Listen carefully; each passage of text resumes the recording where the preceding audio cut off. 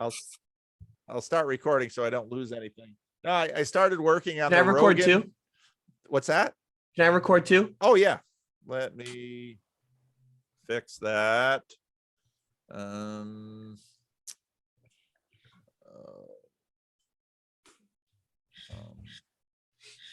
Okay. You should have the power. Anybody else need it? I'm in the game. Okay. All right. No, I just started working on commenting on the Peterson Rogan conversation, but if you put up video, YouTube blocks it. So people were saying, "Oh, you should do puppets." So I have a Kermit puppet, and I get a little monkey for Joe Rogan, but I don't know if I'll do puppets or not. But Definitely do it. Definitely do it. That's hilarious. That'd be good. Yeah, That's so what we need.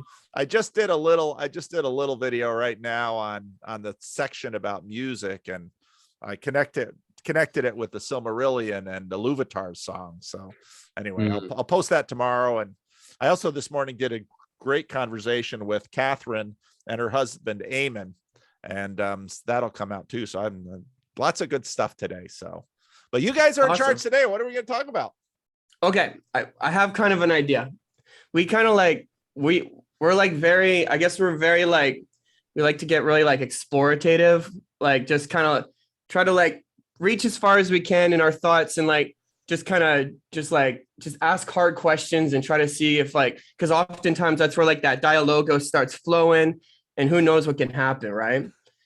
But like, so like I woke up at like 2 a.m. this morning and something came together for me. Me and Caleb had done a podcast and we were talking about like a lot of what's going on in this corner of the internet.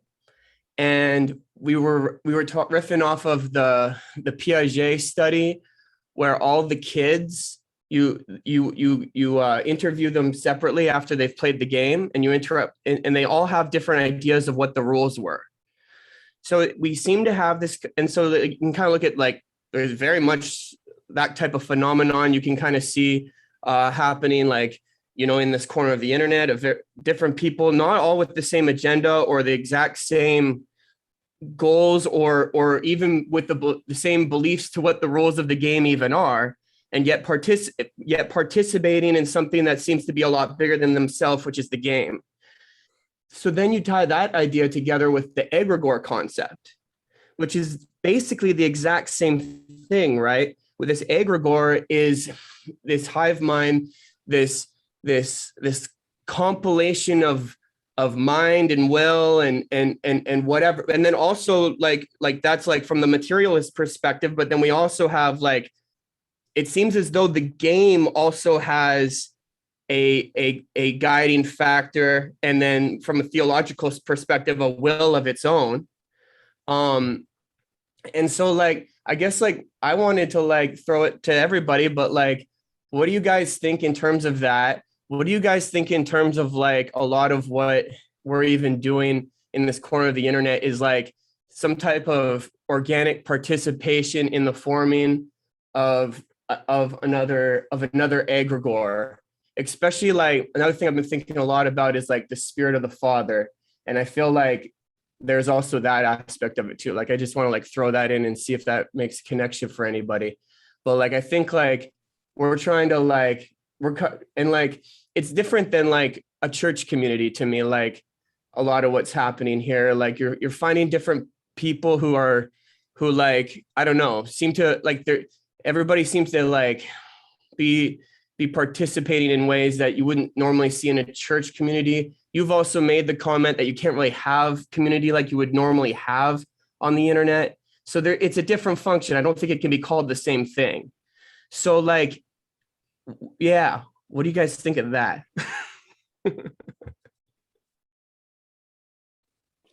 You guys I'll let you guys go first. Go ahead, Evian.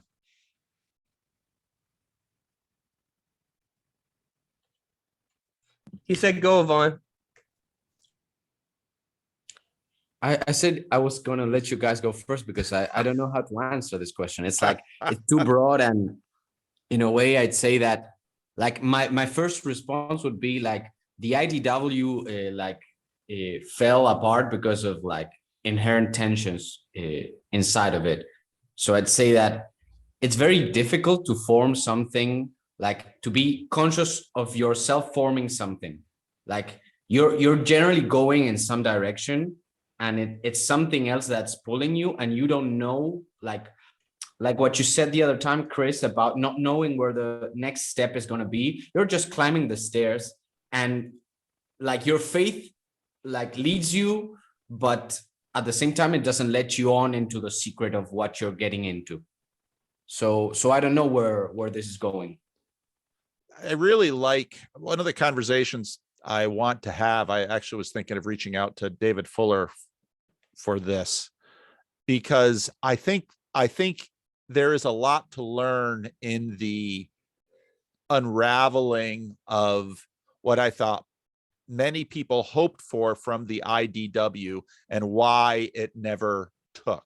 And so on one hand, we're paying a lot of attention to sort of the emergence of these egregores, but we should probably pay as much attention to the the dissipation of them.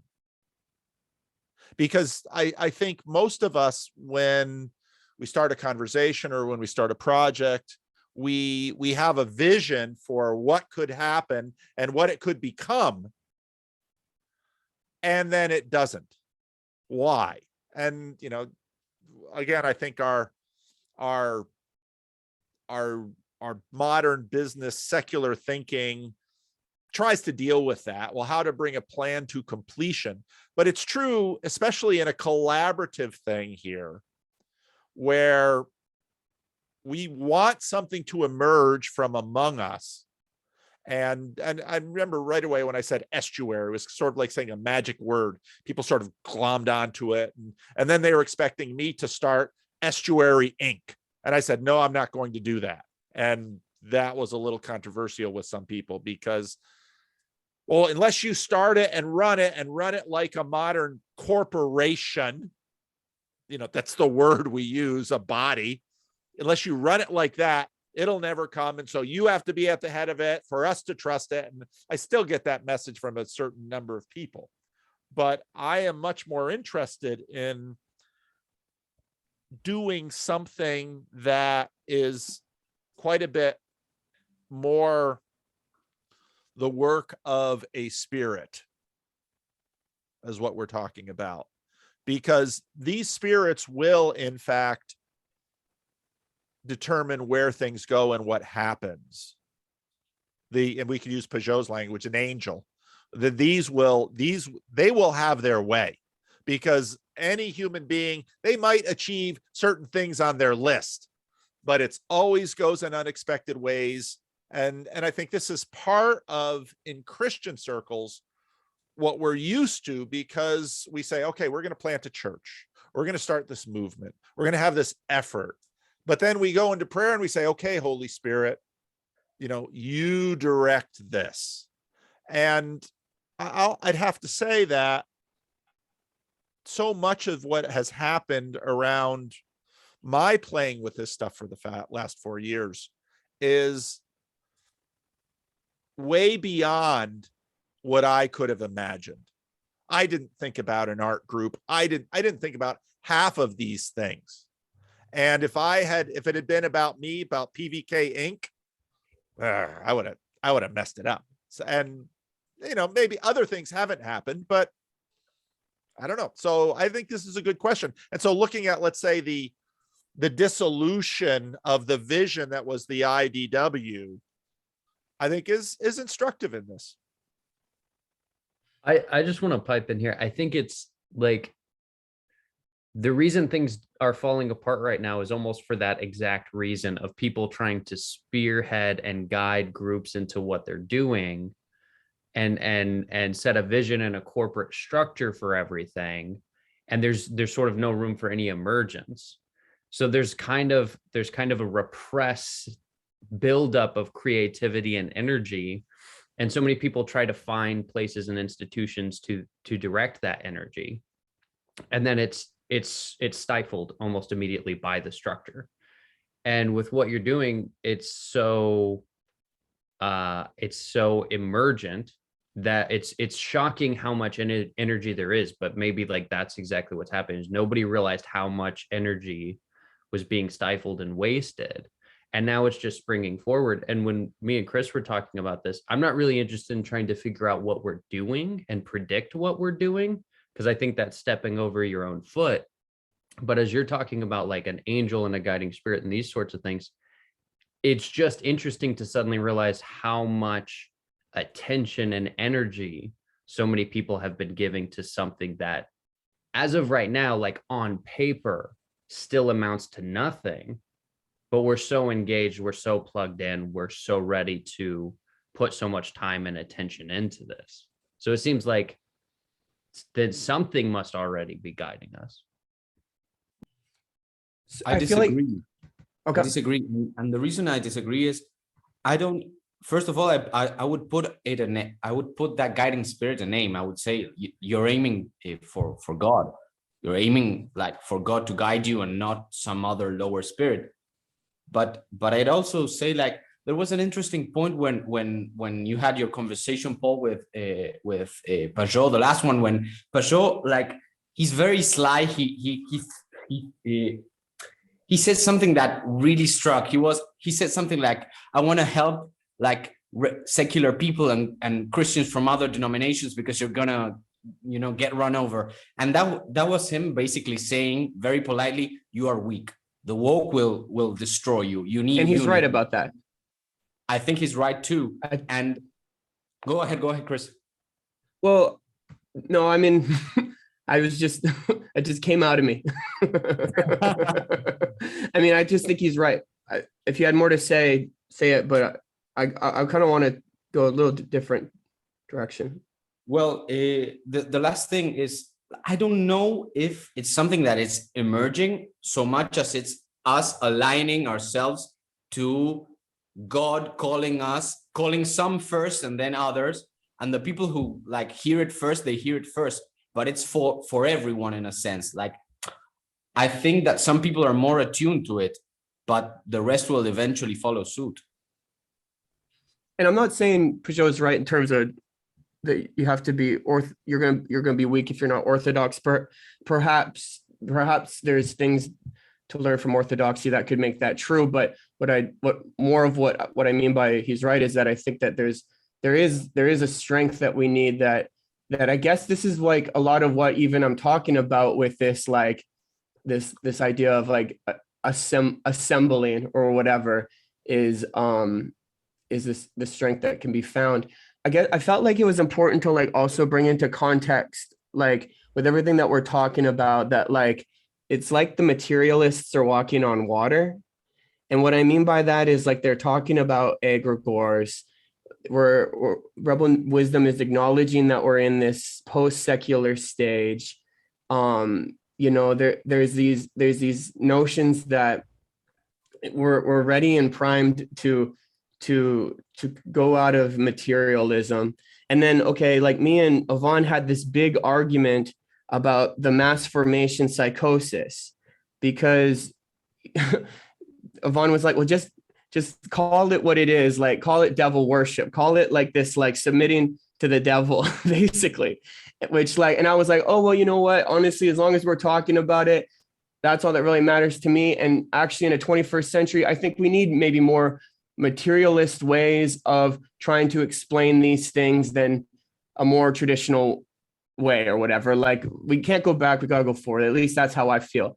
But the next day you came out with the egregore video, which married the two, right? It took the mass formation psychosis notion and just built upon it of like all that angst that's forming amongst the people is turning into something spiritual that a materialist can understand if you watch that video. So I feel like that connects.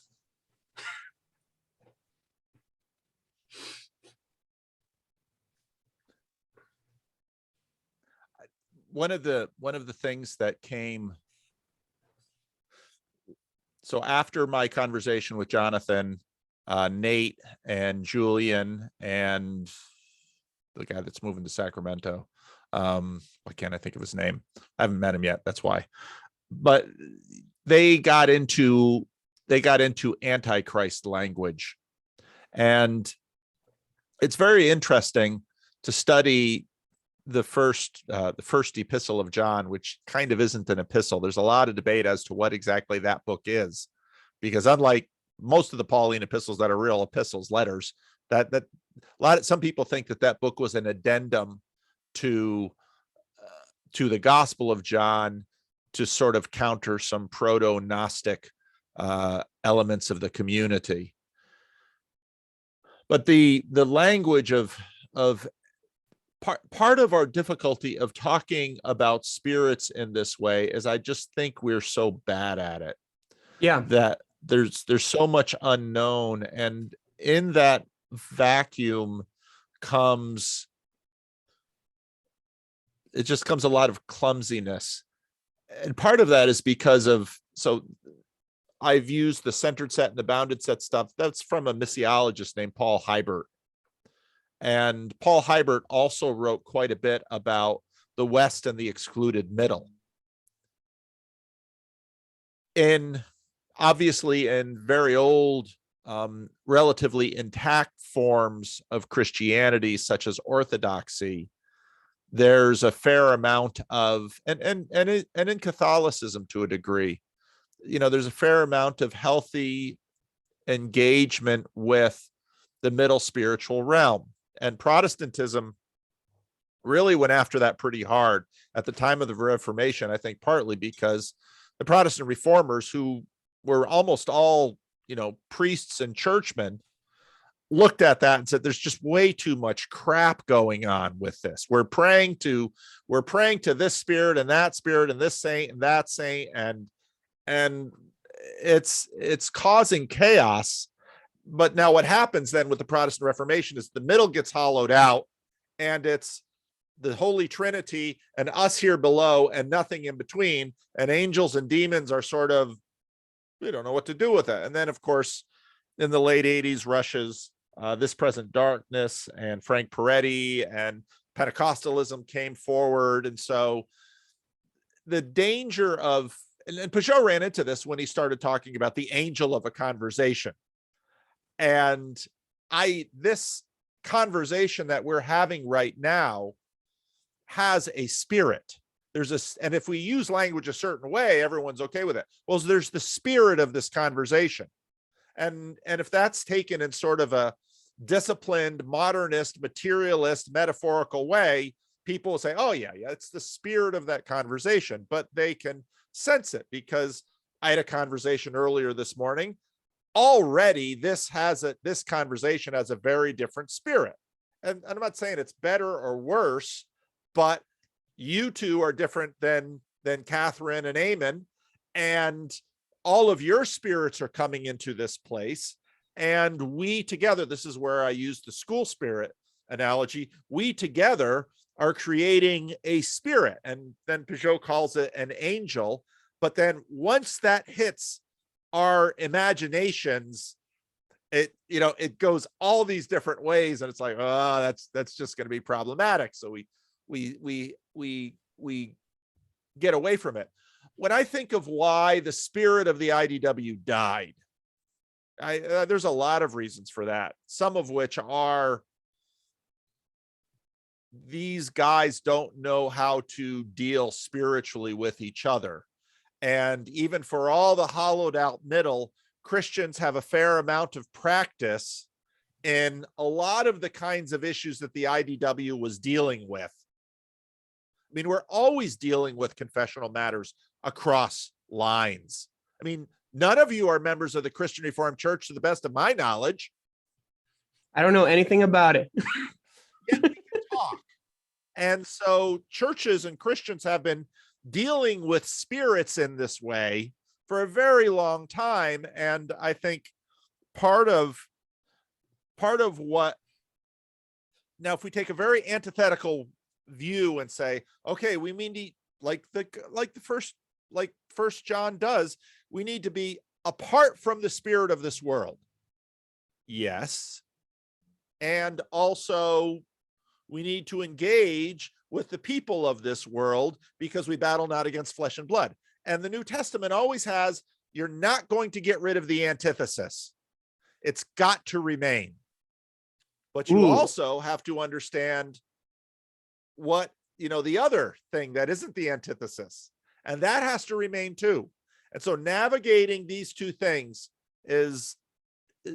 really takes a lot of finesse and usually experience, because we can't even articulate what we're doing, but yet it's been encoded into us and we practice it.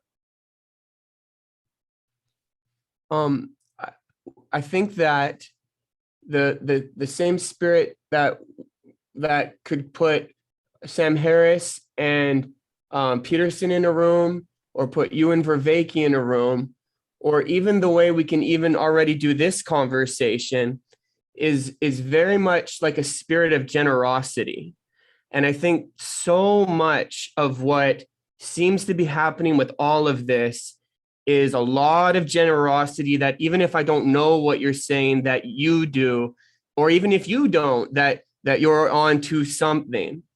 And because you said talking about it, we're talking about it so badly, and yet yet we have to, I think. And I think that we can, I think it's that generosity that is a lot of what's, I think that's a lot of I find that to be the common denominator. Since I've kind of started doing this, a lot of the topics that I've even brought up and stuff like that, I even chose some of the most controversial ones I could think of, just to get the rock thrown at me, so I could know this is not, this isn't as good. It's too good to be true. We're not ready to have these because based off my experience, I never was certain we were ready. But it seems like there's so much generosity and desire among people to make sense of these things, ask hard questions, go there. And I just think I just feel like that's part of it.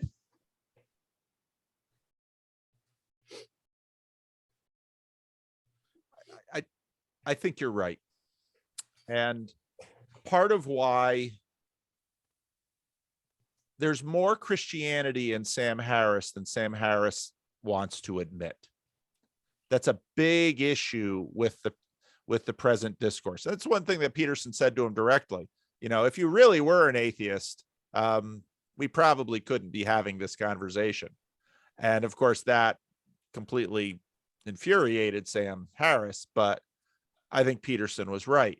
And part of, Tom Holland's work has been noting that the Spirit of Christ has so deeply penetrated us culturally that even when people don't recognize Christ, he has spiritually, he has gotten into the world.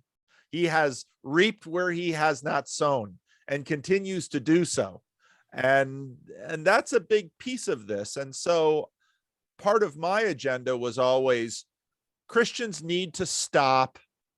They need to stop acting weak, because actually this defensiveness, miserliness is a response of poverty, not generosity is a response of security and bounty.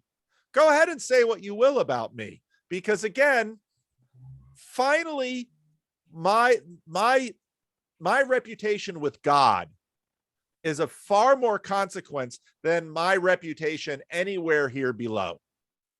And if that is the case, and this is what we see with Jesus. I was, reading the Sermon on the Mount not too long ago and thinking about, we don't take Jesus seriously enough with respect to our own reputations. We're always sort of trying to keep them in good standing. And Jesus is kind of like, if everyone thinks well of you, you're probably not doing it right.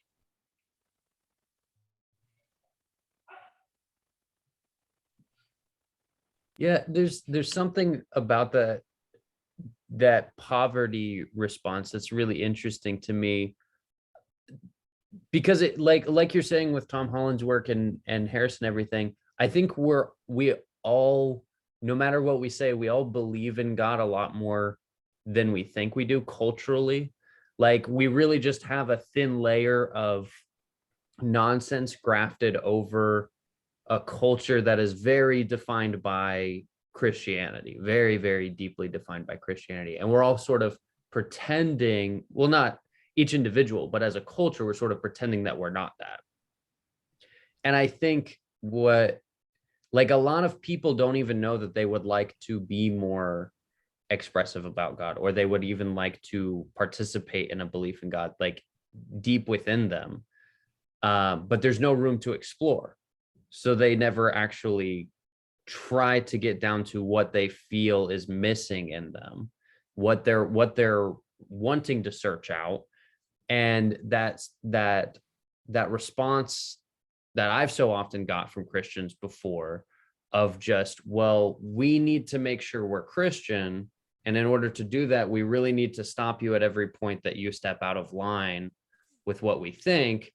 So we can't really have these conversations. And that really does. It's also going back to your point of the balance that you have to walk with the New Testament, of accepting all of that mess, not participating in it yourself, but not having a problem seeing it and hearing it and questioning it and having discussions about it. In some sense, it makes it seem like what really went wrong was that spirit was lost in the church. And then a lot of the cultural problems, cancel culture and all of this actually seems to spiral right out of that. I have an alternate theory about that. I Go think ahead. like this may come from a different like cultural background, because I think that the US is profoundly more Christian than Argentina. Argentina just had a thin layer of Catholicism and then a very thick layer of modernism. And I'd say that like Freemasons did what they wanted with this country. And now they're having like a backlash from people who want to like recover something of the native culture. And while it's all a sham and it's like a political narrative, you can also see how those deep native cultures are still like present there. So I would say that maybe in the US it's different, but here in Argentina I can see a lot of the like pagan culture still alive. And I'd say that I think that the problem is that the West has tried to reconcile the Enlightenment with Christianity, and I don't think they are compatible. So, and since the Enlightenment has brought us so many goodies, we don't want to throw it away, but it's killing us. I didn't know where you were. We haven't had many South Americans in this little corner of the internet. And yeah, Argentina, I mean, Latin America is a complex place. The layers of culture, and you know, the world is so big. I mean, just I mean, Spain is different from France, is different from England, is different from Germany in deep and profound ways. And then the way that the colonial periods went, and then how, see, we often talk about Protestantism and the relationship between Protestantism and modernity. But France has its own relationship with modernity, which is, you know, the French Revolution. Oh. And then what happened in, let's say, the Spanish world, again, I mean, Argentina, Chile, it's totally different histories with respect to the Enlightenment. And I think in some ways, because Germany was such a forerunner in a lot of these things, with France, you sort of had this compression effect where even though the philosophers, you know, many of them came out of France, I don't even begin to know the dynamics of the history with Spain, because of course, you know, early in the 20th century, they, you know, you have Franco, You have this history of fascism in South America. I mean, it's and these things matter.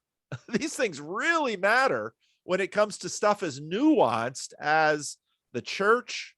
And so, and again, it's I mean, the Roman Catholic Church is one of the most amazing stories in the world, because here's this institution that has sort of maintained institutional cohesion, all this time. Now, Luther called it Antichrist, so there's a viable option. But and in North America, the relationships with Roman Catholics are right now, between Catholics and Protestants, very compatible. But I'll tell you, when I deal in Central and South America with respects to Protestant Catholic relations, it's a whole different show. It's a whole different show. I like the word Antichrist has come up twice, and then in the conversation Peugeot did with you, he called wokeism Antichrist, and like it's an interesting word. Like you couldn't possibly say that all Catholics were Antichrist. You couldn't possibly say that that everything that it would have been what they believed or their tribal markers. Maybe you could try to say something about the institution and where it was being guided, or you could say that it was the Protestants that were Antichrist. But I think that a lot of what's happening now is Antichrist, and I think what we're talking about with egregores and stuff like this, I think that that's a way to conceive of it. But for example, let's say let's just go say the Catholic Church was Antichrist. But what would your response be as a Catholic? I would think it'd be to stay and to pray and to be a good Catholic within that system, wouldn't it? And I feel like that's a lot of where we're at. And also I think part of what an Antichrist system is a totalizing system. And everything we just said about culture and all the differences, they are starting to dissolve. We're all starting to kind of I was saying to Caleb, I felt in 2020, kind of like the Tower of Babel, the languages got confused and there was such a massive disruption. But then at the same time, it all happened together, and we all have this common experience and this common thing and this common fight and this common wrestle with culture war and all of this type of stuff, trying to understand it together. And so it's also there's this totalizing system. There's also this sense that we're in this together, trying to sense make it together. And I don't know. So I'm trying to, I don't I guess I don't know. I don't know. I don't, I guess what would you think? What would you say the word Antichrist even means? Because it couldn't be a static thing, in terms of that, I could point, but then at the same time, you have to be able to point at something and call it evil. Otherwise evil doesn't exist. So if you read, it's complicated. If you read 1 John, go ahead, Ivan. I've talked too much. No, go ahead, Paul, if you want. I was going to say something very brief. I think it's very easy to paint a picture of what Antichrist is, at least in Pajoyan language, because I speak Pajoyan now. He referred to the Judas movement, the selling the perfume to keep the money. And it's saying that you're doing it for a good cause, but then it's a selfish cause in the end. And that's basically the parasite within Christianity, that it's the possibility of the other person betraying you. If you read, you can actually find on my church channel some studies that I did in 1 John before the pandemic. Basically, the 1 John says, any spirit that does not acknowledge that Jesus Christ came in the flesh is Antichrist. Well, what does that mean? Why would that issue be highlighted by that book? And this is why some scholars believe that the book is an addendum to the Gospel of John, because the Gospel of John was read in a rather Gnostic way. What do I mean by that? It was read in a way that said Jesus was always and only a spirit, never an instantiation. In the ancient world, to say that Jesus was a man was harder for them to believe than Jesus was a God. Okay? It's reversed in our world today. Many people say, well, Jesus was a fine teacher and he's a human being, et cetera, et cetera. But to say Jesus was God, but it was reversed. And so that is the reference in First John. Now, this takes on, when I hear Jonathan Peugeot use that term, he's not generally using it in the same specific way that I hear in the first epistle of John. I hear him more using it in a much more generic way, as in opposite of Christ, because he has a structured schema in which there's Christ and there is the opposite of Christ. And so in that way, these other things could be antichrist because they are against. But that's different from First John. And I think you can get to Peugeot from First John, but it's not a direct mapping, and it would take some articulation. Because the idea, to go back to Matthew's book, let's say, is, well, Christ connects heaven and earth. Christ is God made flesh. I mean, Christ is how this whole thing works. And so anything that's dismembering the body is antichrist. Yeah. Have you read the Gospel of Judas? No, not the whole thing. Because I used to be a Gnostic when I before becoming a Christian, because I didn't understand things. Gnosticism was more approachable in an intellectual sense because it's more Neoplatonic. It's basically Neoplatonism. But so with my modern thinking categories, it was easier for me to believe that Jesus was a nice teacher, he was enlightened, and that he came to teach us that, I don't know, that reality was just a sham, in a sense that we're merely trying to transcend this broken world that will never be fixed. And then at some point I started believing, but I think that we're in that position because the Enlightenment is inherently Gnostic. And I'd say that we are in, even if I love that you want to find the Christianity within the culture you're in, but I think that it's really more Gnostic than Christian at this point. So I had this thought the other day that the notion of objective reality is Gnostic.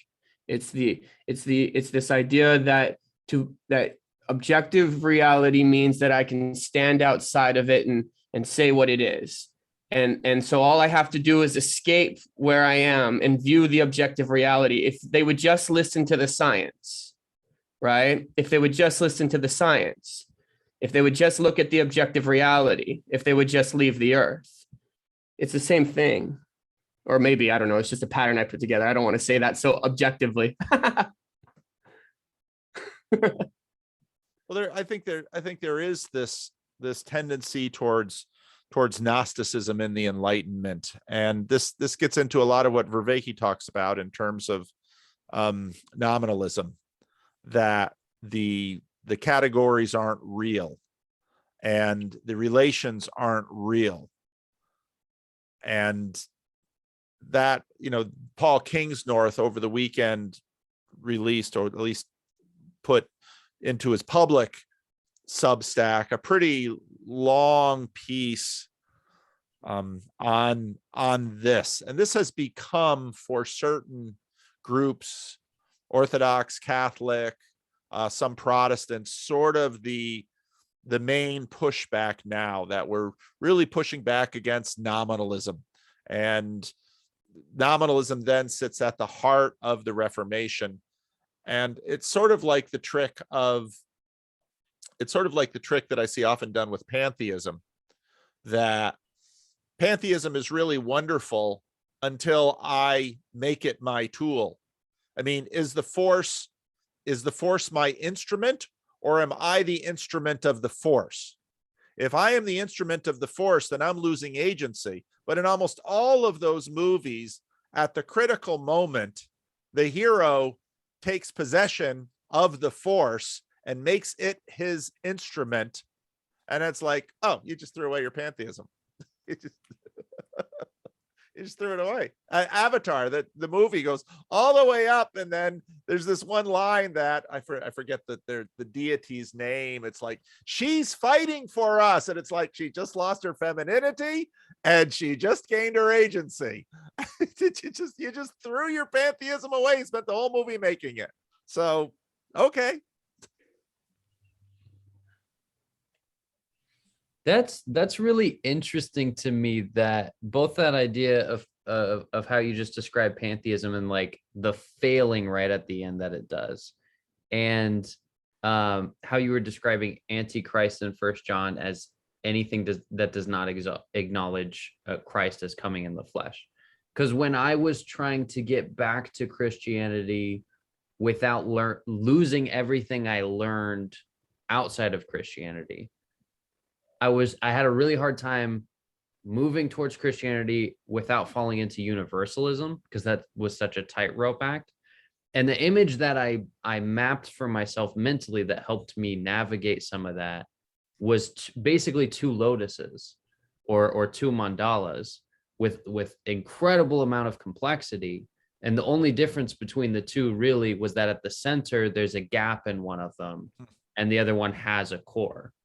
And that helped me to move away from certain things and towards something else. And then when I, through Peugeot and the priests who do Lord of Spirits, when I saw that there was a form of Christianity that completely mapped to that structure that I was looking for, then it all cleared up. And then it became easy to acknowledge when something was falling into blank universalism, because it always tries to take Christ and shift him onto a pedal and make him not the center. And they look almost identical, and that's really the only change. And it sounds like with what you're describing, it's like in order to tell these narratives of pantheism and not lose the audience, you have to do the whole structure and then right at the last minute secretly shift it back into place so it feels right, and then hope the audience doesn't notice it or you don't notice it. Right. And that you'll find, if once you see that trick, you find it again and again and again. And use the force, Luke. Luke is the hero. The force isn't the hero. And then later on in the prequels, they completely muddy up the force. But they're not theologians.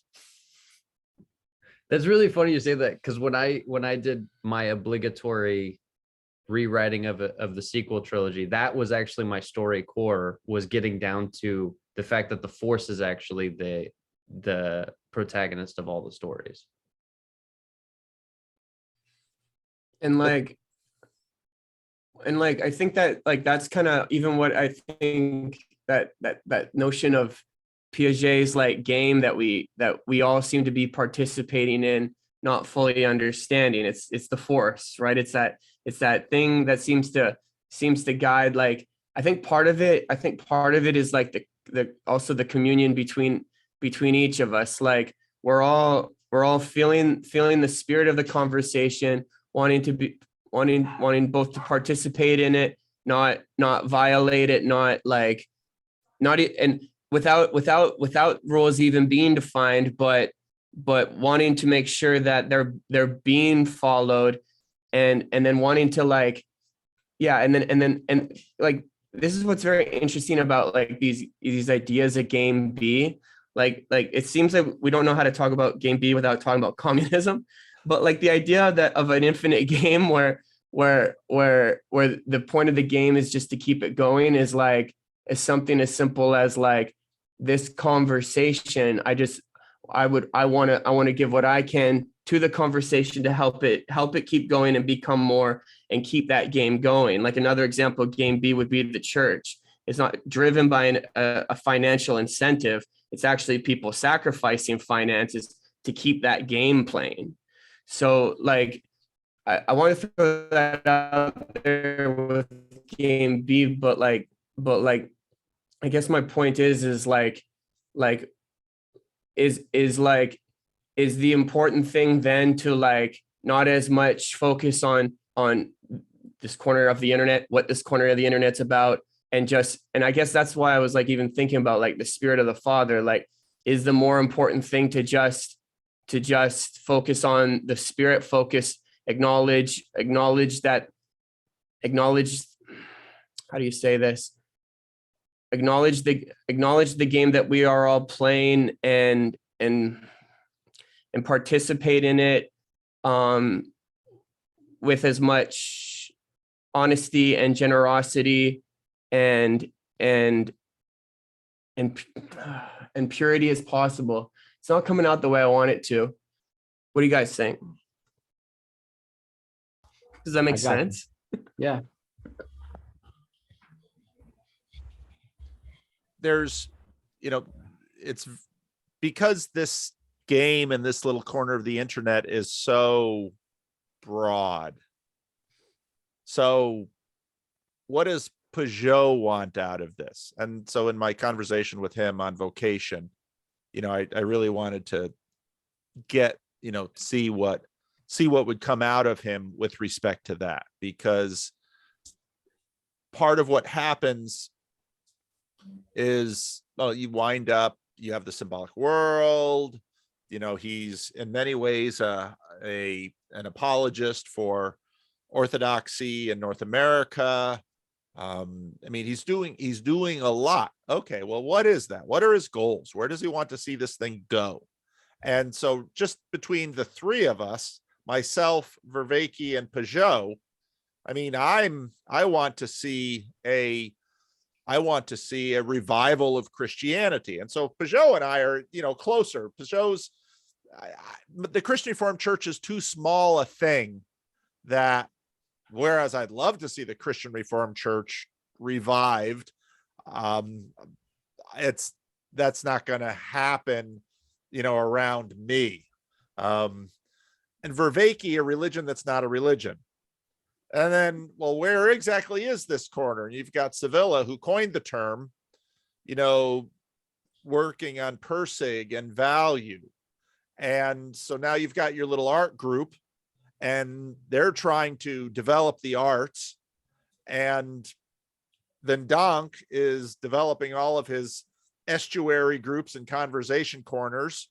And Peterson is, trying to save Western civilization by pulling the individual out of the depths of nihilism. And by the way, he had 2.5 minutes and, telling the conservative Canadian party to get their heads out of their butt and seize the moment. The truckers are there. This is your coronation.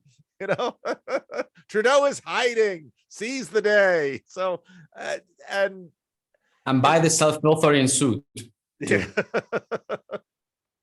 So it is a good question, because this is diffused. And along the way, there are other instrumental things that are happening. But, what did the IDW want to do? Stop wokeism to a degree. That's sort of what held them together for a little bit. Raise the bar of intellectual discourse, afford free speech and better interchange of ideas that would lead to more truth. That seemed to be what the IDW wanted. But and even so Eric Weinstein coins the term. Barry Weiss publishes an article of it in the New York Times, and almost the moment she does so, it ends, because if it's an intellectual dark web, once you shine light onto it, it's gone. And that lends itself to Peugeot's argument, which I think he's right, that anything that's rebel or dark, you need, it's too Gnostic. You need a structure. And that time has come. The challenge for the Catholic and the Orthodox hierarchies is to figure out, okay, what do we do with structure? And that was a big part of Protestantism, where Protestantism structure was always instrumental, Whereas with Catholicism, it was much more the telos. And I really don't understand the relationship between orthodoxy and structure. So yeah, this little corner, there's some spirit going on here, but I think most of us have a sense of, we don't quite know where it's going. It's not, even just between Jonathan and I, there's difference between what we're doing. So I don't know. Can I explain it? I don't know how much Sure. time we have, but I think like when I picture what you're doing, it's based. I imagine like a Central European or an Eastern European going, "Welcome to the circus. Welcome to Vanderklay." And the crowd goes nuts, and they start to cheer. Make Chad Pope. Actually, part of my answer even to the structure is that perhaps we took it too serious. Like that's part of like my argument with make Chad Pope. I don't know. The corner Pope. No, of the actual Catholic Church. Well, Yvonne, I think you've really got a point there, because so this in some ways grew out of some of my desire for my own denomination, because I've not seen my denomination have the kinds of conversation it needs to have to stop the self-destruction that is happening now. And what I was able to do was sort of fan into flame far broader conversations. But my denomination, I mean, some of the conservatives see what I'm doing, are like, oh, the conservatives have become the much more open community than the progressives. The progressives have kind of shrunken and gotten ossified. But no, you're right. And so I want to see this open up, and I want to see it get more productive, because I think part of what has happened with a lot of Protestant evangelicals is they've just paint themselves into a narrow little corner and go there to die. And that seems pointless. I'll throw this image in. I think that Protestantism was a way to reach people. Like it was like something, first of all, it's more accessible. Second of all, it's like, it's more far reaching, but it's like a wave that eventually has to come back. That's my interpretation. And I hadn't understood what Pajot meant for when he said that the story of the West was the story of the Grail. And like the story gets retold, the Grail starts becoming like harder to reach. And the Grail is standing for a lot of things. It's standing for like I don't know, common love and like ordinary love among people. It's standing for the feminine. It's standing for martyrdom. It's standing for like the body being held together in communion and like giving itself. And I think the way Pajot interprets it is that something happened in the Middle Ages where like there was the sacramental things started to lose their, I don't know, their oomph, their power, their theological like underpinnings. So naturally that started to create, I don't know, like fissures in the structure. But I think that Protestantism is still the best way to reach people who are from without the church. But I think the idea is to eventually flow back. I would agree with that, because again, Protestantism is one of those rebel things that Pajot talks about. And I talk about regularly. At some point, the protest has to end. You can't, now it could take 500 or 1,000 years. Yeah. But at some point it has to end, because it is not the telos, and Protestantism itself hasn't been able to sort of cohere in some of the ways that the older traditions have been able to maintain. But that dynamic within Christianity has been present way before Protestantism. You had, you had the Arians, you had the Nestorians, you had all kinds of different groups out there, but at some point they do have to come back. And of course, it has to be Christ at the center. And Protestants will agree with that. At least most of them. I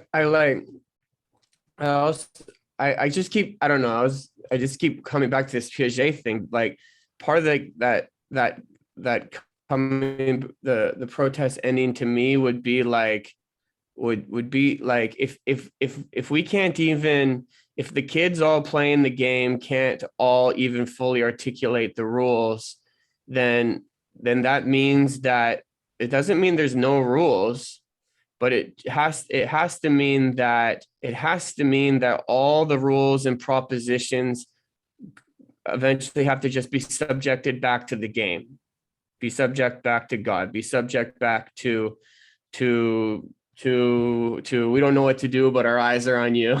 Yeah. There's, it was interesting to watch Peugeot and Peterson tweet about the truckers, and because here in America, not a lot of news sources have picked up on the Canadian news, but neither have the Canadian news sources, for the record. I would imagine this would be huge. That's news. Getting buried, man. That's getting buried. Wow. Because, all those truckers going to Ottawa, they're not going to become MPs. They're truckers. It's a protest. They're saying something is wrong with the system. The center has lost sight of the little bit of its world that are truckers, and the bigger part of their world that is the connectedness of goods and services in Canada. So that's what a protest is. And Peugeot talks about that very well.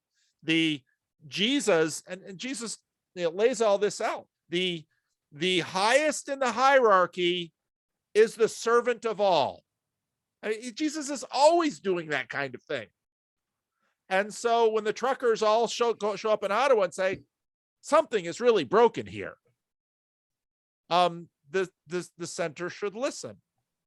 And it's the job of the center to figure out what is broken, because the truckers aren't all right. And so we're going to take our trucker. I mean, Lech Walesa, of course, was that, he's before your time, but he was that shipyard worker in Poland who eventually became, head of the country, because he rallied solidarity and the protest and, overthrew the communists. But the point of it is to have the hierarchy functioning as it should.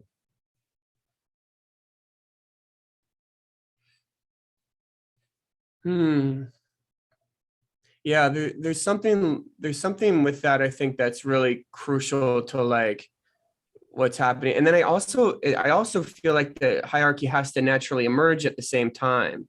Like we have to like submit to the hierarchy, or we have to like fall into hierarchy, and then the hierarchy has to naturally emerge.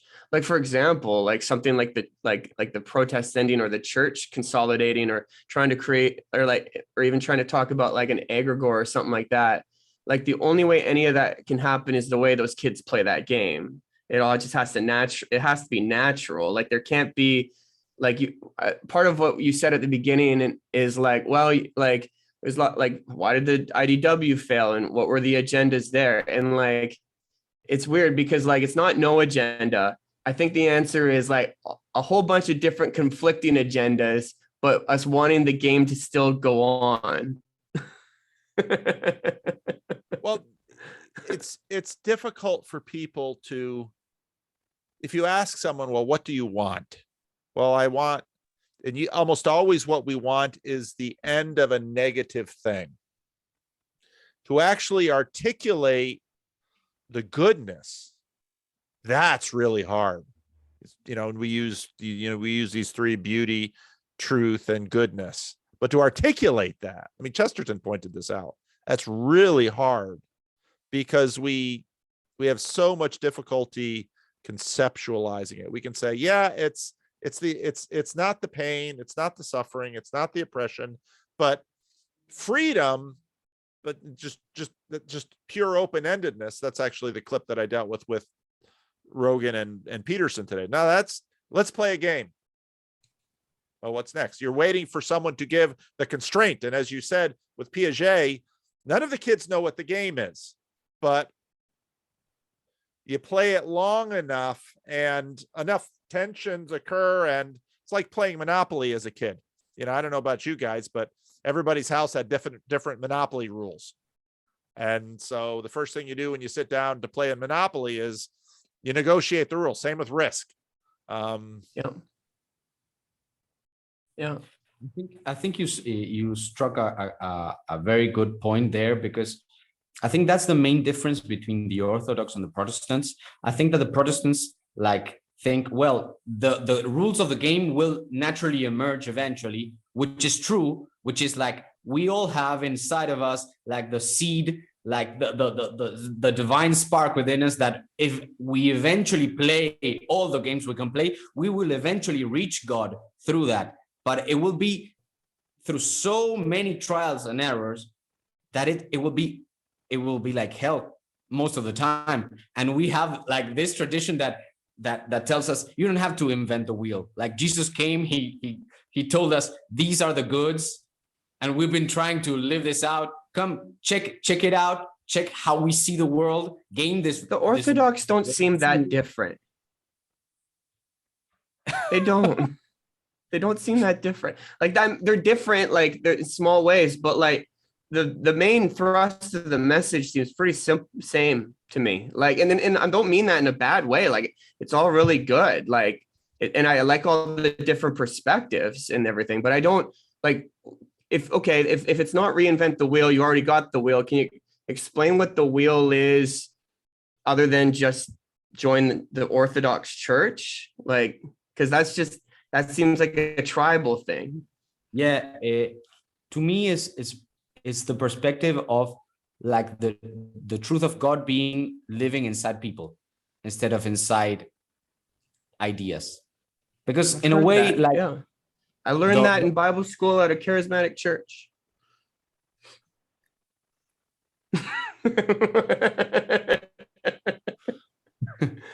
Well, I don't know, man.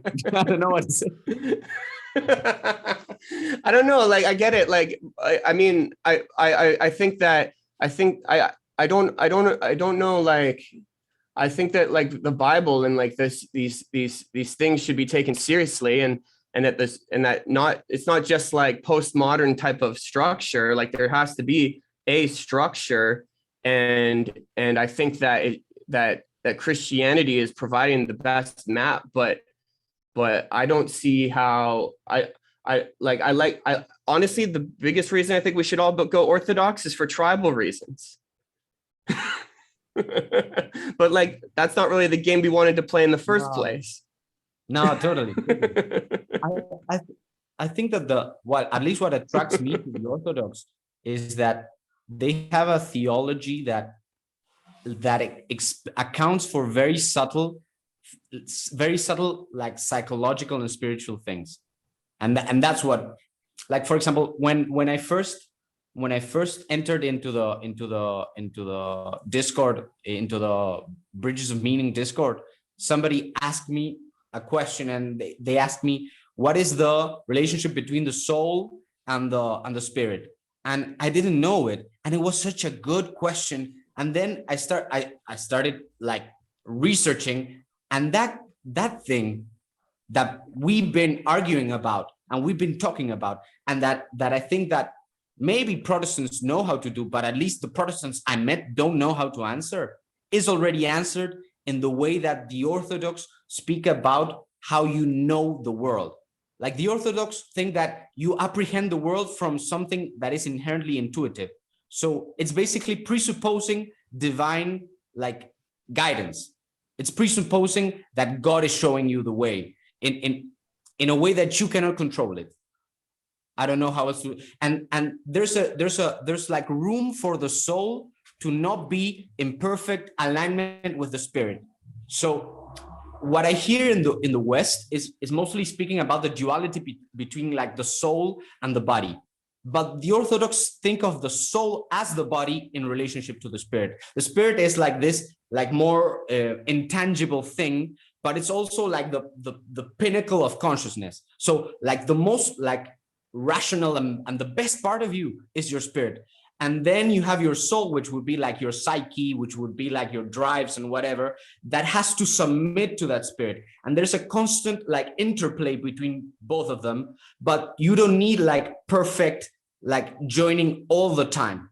That's why Jesus is there to bridge that gap where your soul is not in alignment with the Spirit of God. I think that's the... I could maybe frame it in a different way that might be at least a useful picture. When you're fighting from a team and you're already engaging in tribalism to some extent, every other team just looks like the opponent. But it might be that some teams actually have more going for them than others. And I'm not trying to make an argument for orthodoxy, because I really don't, like, for me, I don't care if anybody goes orthodoxy. I just find it incredibly useful. And the reason I find it incredibly useful is it's like trying, as an exploration of Christianity, it's like trying to go to the deeper parts of the Christian brain and trying to cut off some of the noise to get closer to the experience. So you can look at that and be like, well, that's just another team, but it's actually, there's a tactic that's involved there of trying to get deeper into it, get past some of the cognition and rationality and categories, and try and go just a little bit deeper. It's not that it's the solution, I don't think. There is one really positive trade-off to it.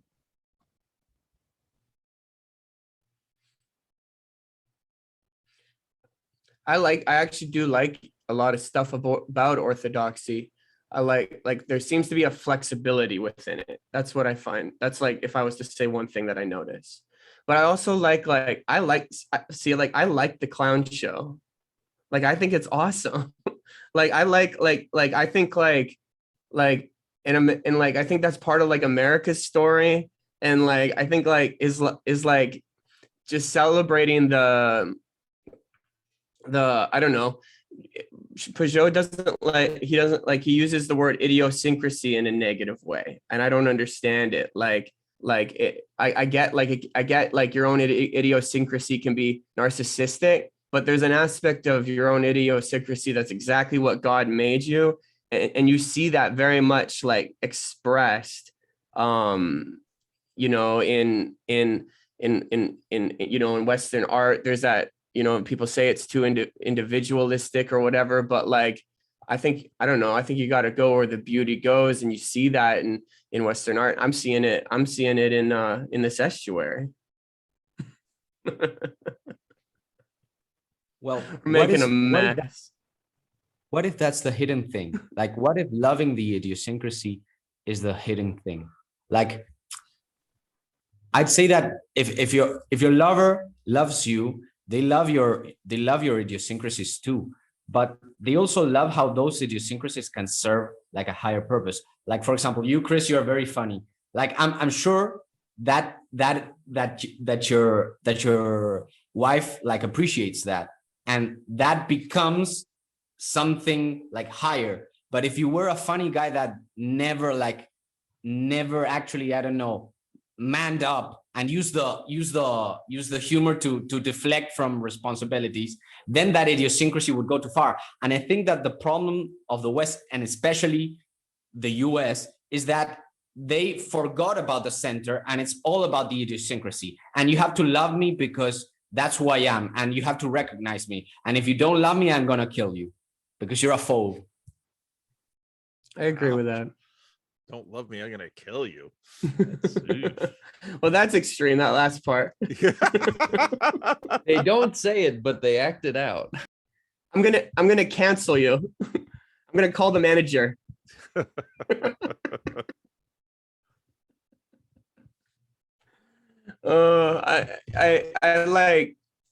don't know. I really like I don't know. I like this, like, it's like a messy conversation, like, but I like it because it's like, This is a particularly messy angel. Yeah, it's a messy angel. Write that down. But like, that might be a title.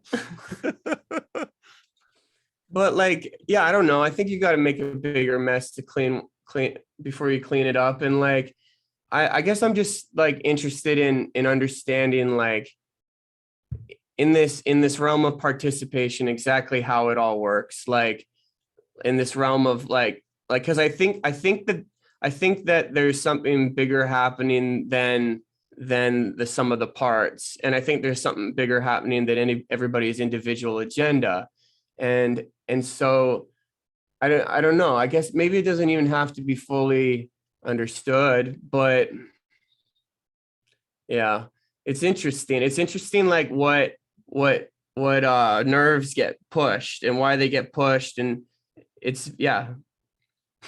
Because like what I also liked about Peterson and I liked about all of that type of stuff was the intellectual courage and like a lot of like the intellectual dark web was about exploring these dark spaces and shining lights and looking under these rocks and finding out what's there. And that seems to be crucial, especially like in the moment of crisis that we're in, to be looking under those rocks. I think the IDW, I don't think it was well named because I think actually a lot of its function was to, in fact, shine a light on some of what had been happening. And it was that light that attracted people to it. So, and it certainly was intellectual. Its webness kind of fell apart. So it was, I think it was quite poorly named. It wound up being sort of a cluster of the semi-canceled, not fully canceled, because the ones that we see obviously have a large degree of visibility, often on social media. They're really exiled from the Blue Church, and in a lot of ways, that's who the IDW was, the Blue Church exiles. Because, you know, except Ben Shapiro always was a conservative, but most of them had been progressives for whom they basically had said, hey, you know, this is getting out of hand, and nope, you're out. And that's what we've seen, and that's what the pushback has been. And a lot of it goes to Peterson's question, you know, how do we know when the left goes too far? Where's that boundary? We have an idea of the boundary on the right. Where's the boundary on the left? And how dare you ask that question? And off they went. So maybe a reconstituting of that spirit would be to actually name it better than the name that Eric Weinstein gave it. Because in retrospect, Amateur light web.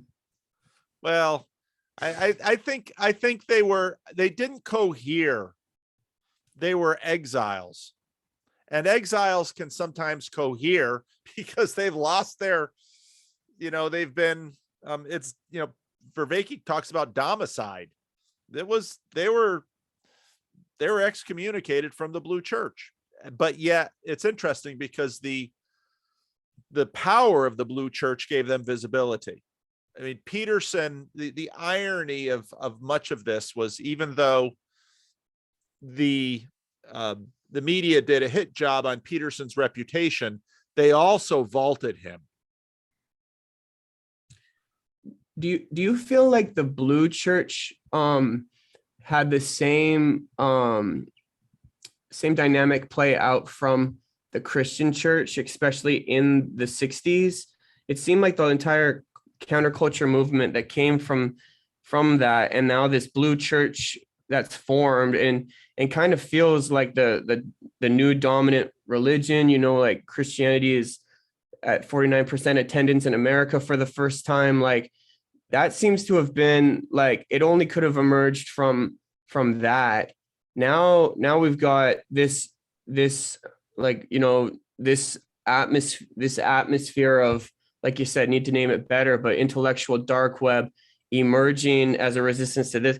Is this just the nature of things? Like how does this work? Like I can't help but look at the seeds of the Blue Church to be something that started off with good intentions.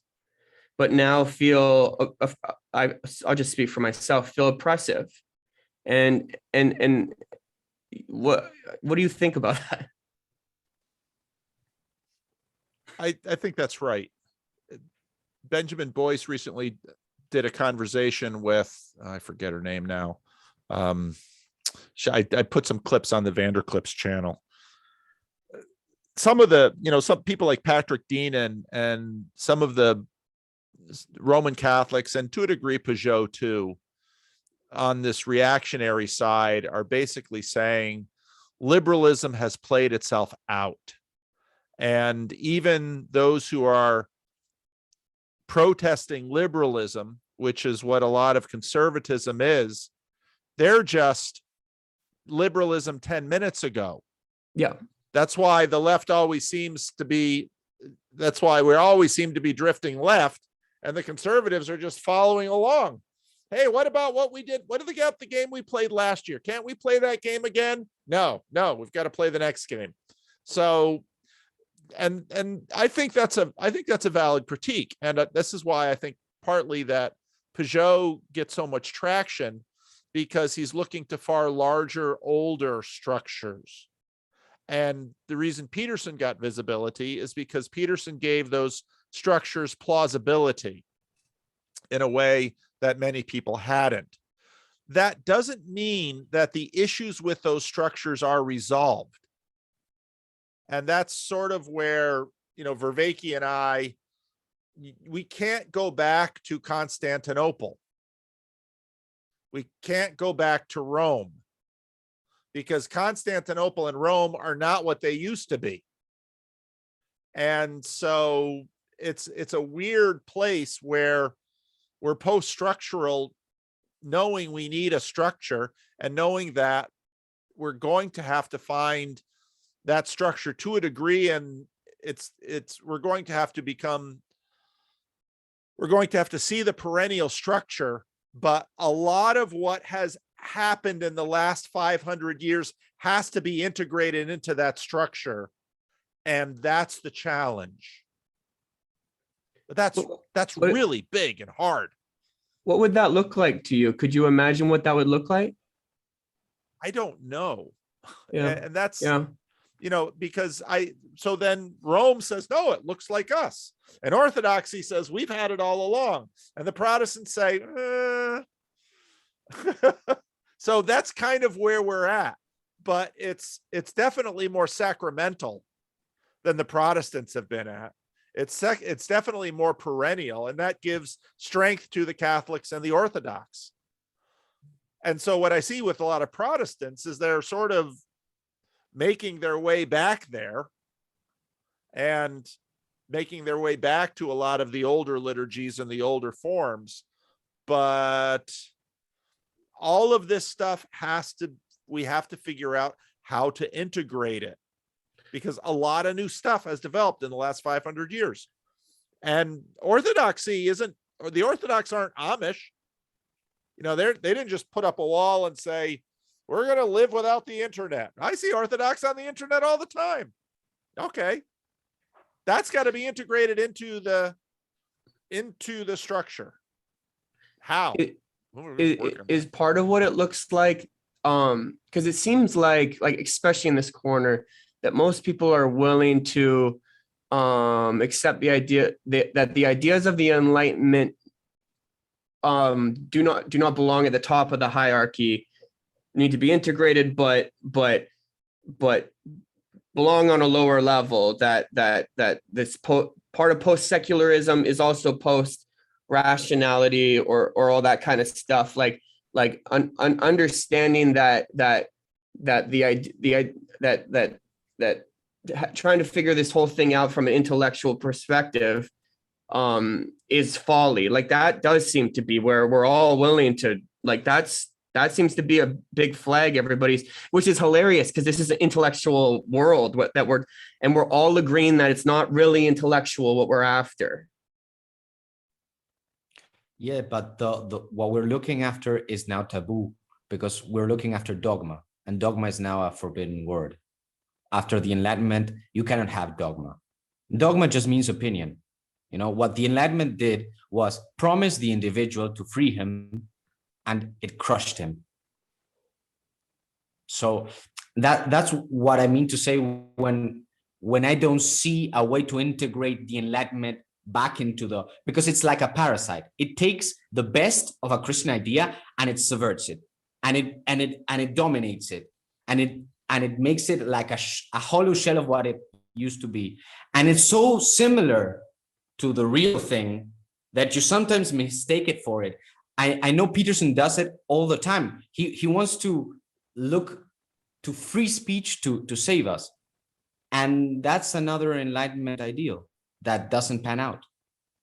So in that sense, we don't even know how much of that we have in our minds that we have to like purge. And I'm not saying we have to like erase history or forget history or go back to the past, because it's impossible to go back to the past. But I think that what Peugeot is trying to do is exactly the right thing, trying to recover beauty that was lost. And that's what I mean to say when I look to the Orthodox Church for answers. Beauty that's been lost. When one of my favorite parts of, I didn't remember which series it was, whether it was Maps of Meaning or Personality, when Peterson asked the question, what is a car? Is the car a way to get to the supermarket? Is the car a way to change the atmosphere of the planet? Is a car a way to redesign the cities of the world? The system,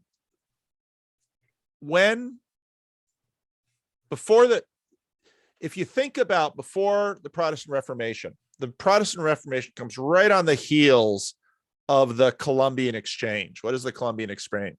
It's when Columbus finds, he's making his way to China, and boop, oh, there's a big thing in the way called North and South America. And that changes the world.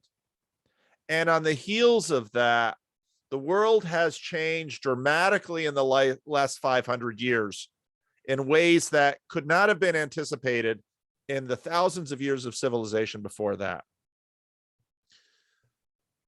The question of what a car is not incidental to the question of Christianity. In a sense, saying that it is a very Protestant thing. Although Protestants sort of run the gamut, because the Amish say, no, it's very, they understand what cars are and they're not going there. Other Protestants are way at the other end to say, but as long as I have my personal relationship with Jesus, I can use a car. But the car has to be integrated. Now, maybe the car is going to go away. We don't know. But so much stuff has been kicked up in the last 500 years that it's going to have to be integrated.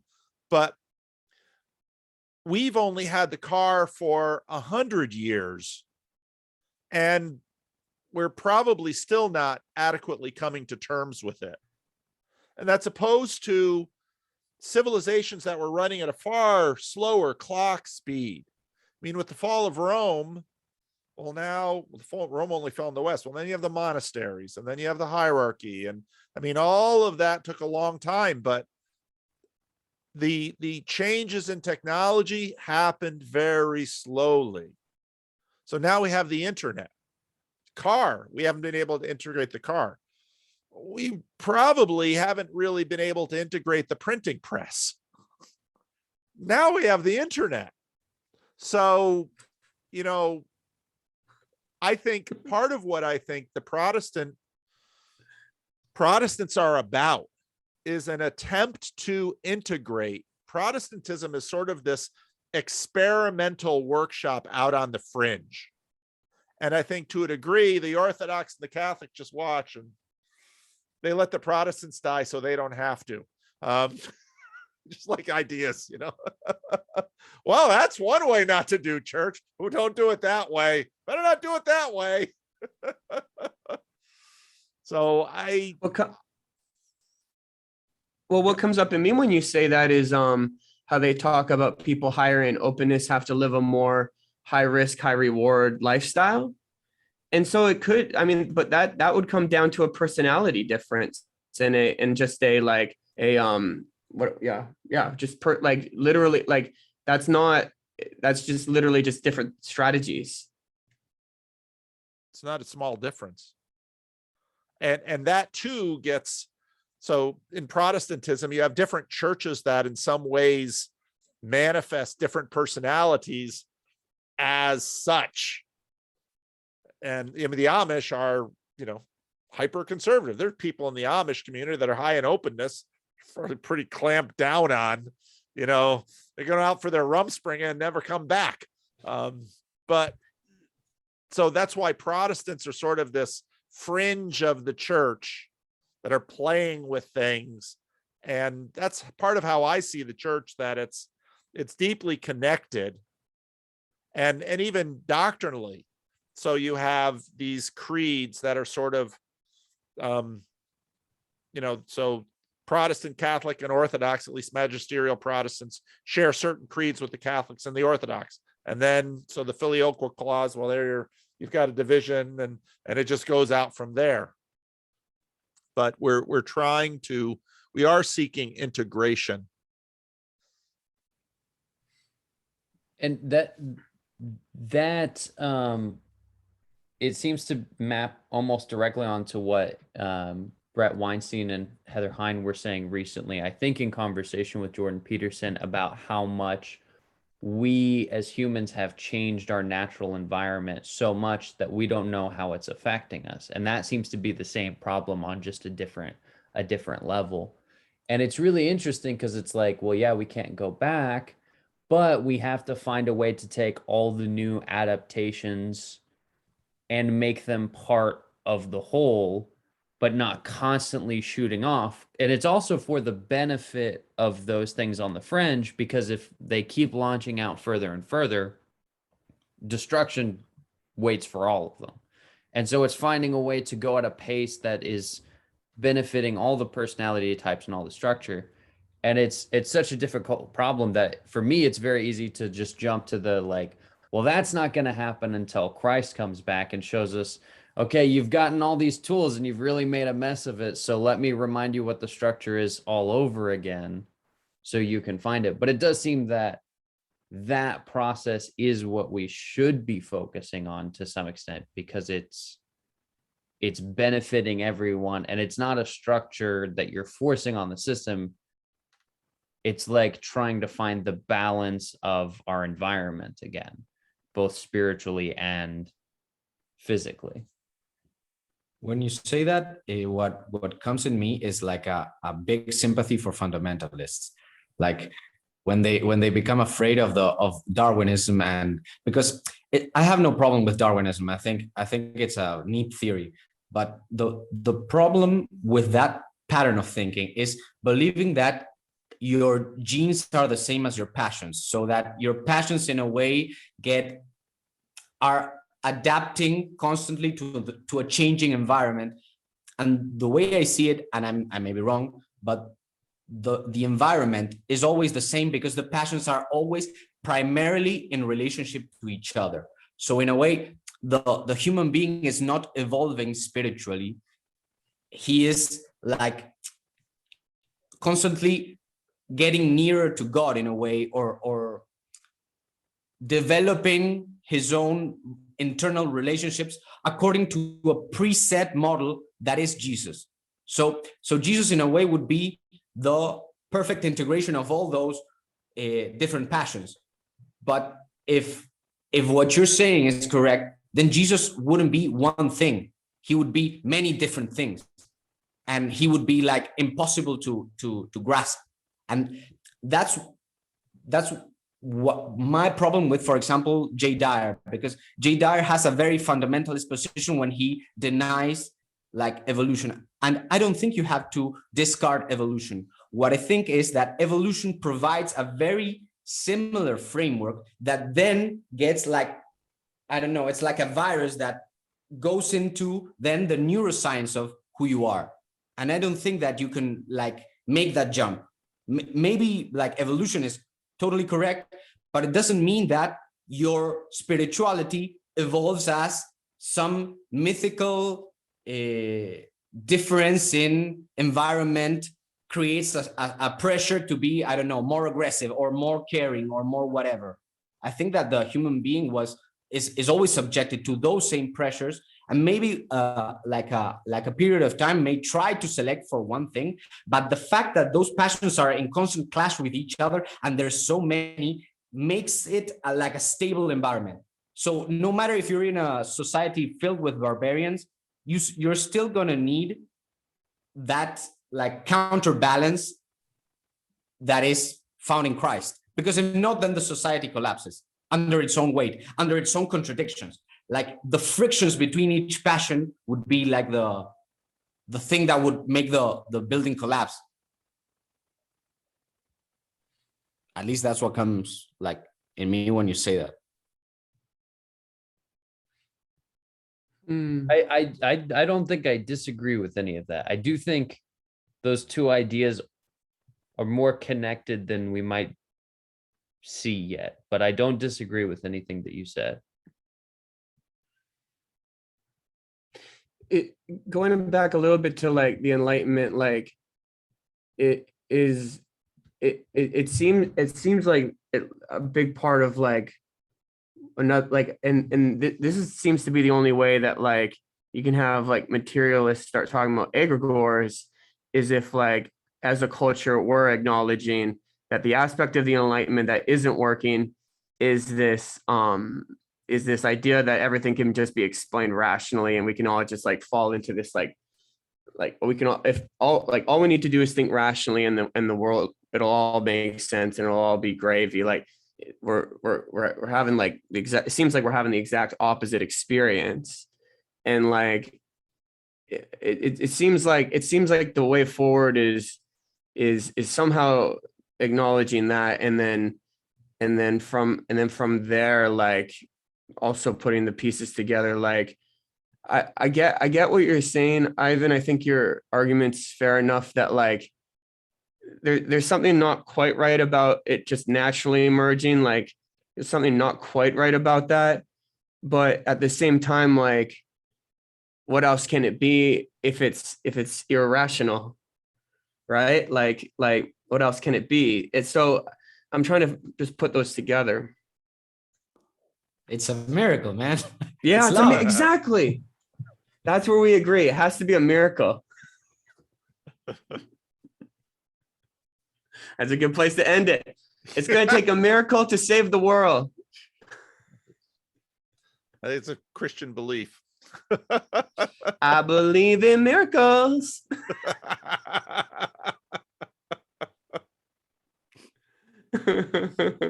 Well, Thanks for taking time, Paul. What's that? Thanks for taking time with us. Yeah, it's my pleasure. It's great to meet with you guys and to check in again. And yeah, I forgot that I'm hosting this, so when I hit that end button, you all go away. We're still in your heart. You're still in my heart. All right, gentlemen, it was very good connecting with you guys. Good catching up. Bye. All right, bye-bye.